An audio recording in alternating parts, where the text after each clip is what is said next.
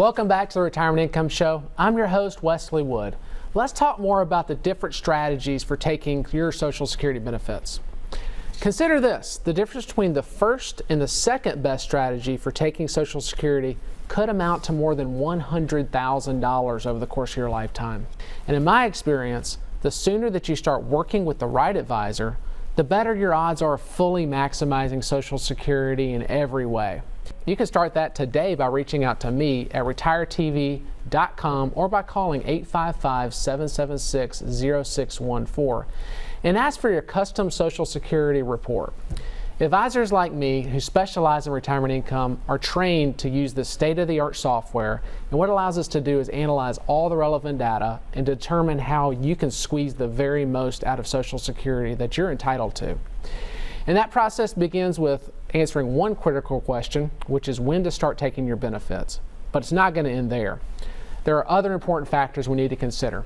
Decisions that are related to things like what's your earnings record, what's your survivor benefits, what's your spousal benefits, and if you're divorced, what's your divorce spousal benefits, all of which can be extremely complicated. Give you an example. The goal with a spousal benefit is to maximize income for both you and your spouse while you're still living, and to maximize the income for the survivor after one of you were to pass away. And with the help of the right advisor, we can make sure to achieve that goal. He or she, the advisor, can also help you minimize your tax burden in Social Security, which can be crucial to minimize taxes in retirement. Now, there's several strategies for minimizing Social Security taxes, but they often require a professional's knowledge to implement these strategies.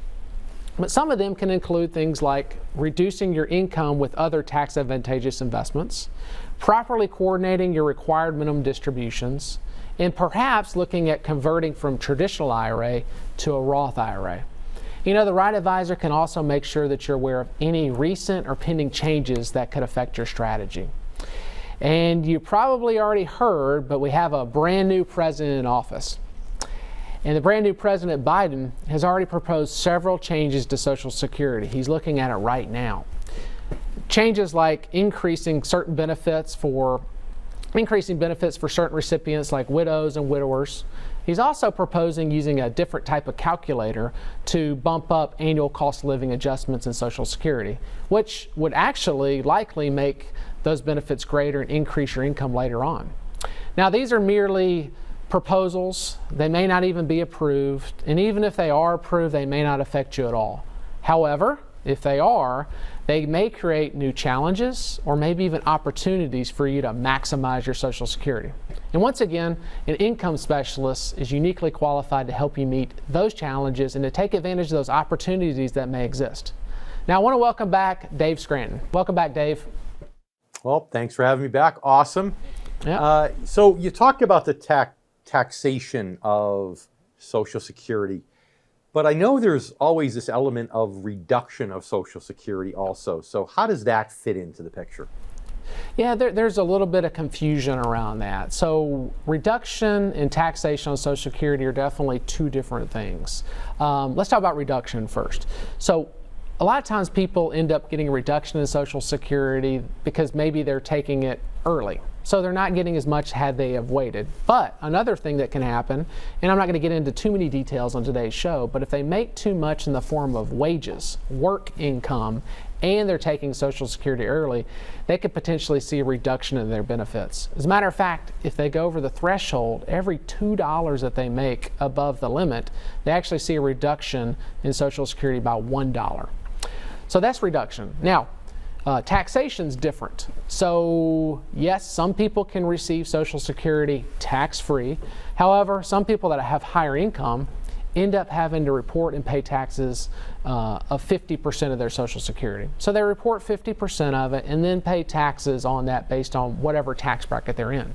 And a lot of people end up having to pay taxes on 85% of their Social Security that they're collecting at whatever bracket they're in there. So that's the difference between reduction and taxation for most people. Okay, so just to summarize, it sounds like reduction has to do if someone takes Social Security early. Correct. And then they earn over that threshold. Essentially, for every $2 they earn, they have to give $1 of benefit back. But that's only based upon earned income when somebody goes to work, gets a W-2, or maybe someone's self-employed and earns a profit in their company, correct? Am I right so far? Yeah, you got it. You nailed it, Dave. So it is work income, because that is a common misconception. You know, In taxation, but taxation has to do with all of your income, which means if I have rental income, if I have IRA withdrawals, if I have interest and dividends, all that gets lump summed together to determine if I have to pay taxes on my Social Security. Am I still correct? That's right. Now, a lot of people do take Social Security early.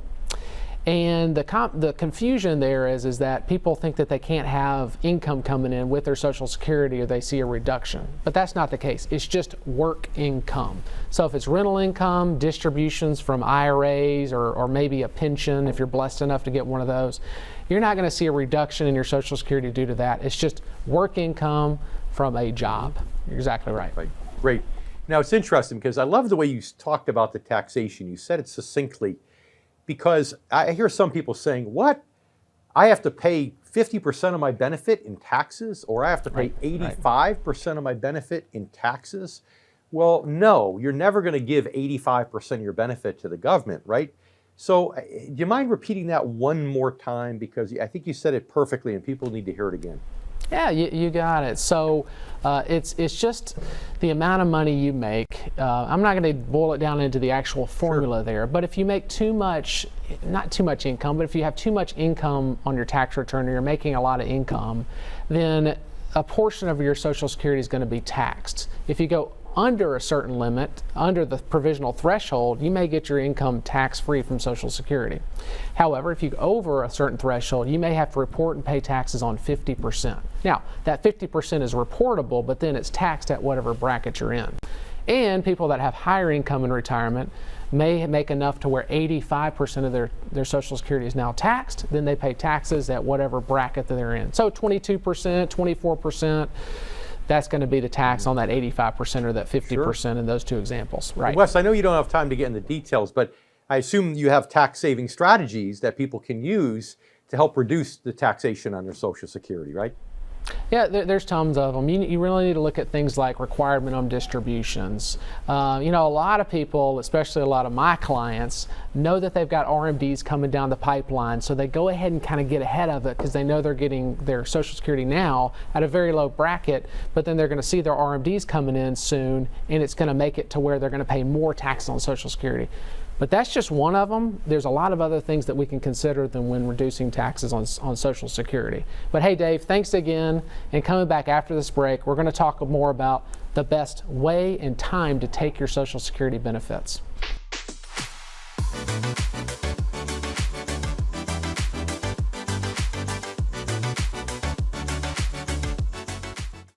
Retirement accounts like 401ks and IRAs are great tools to save for retirement.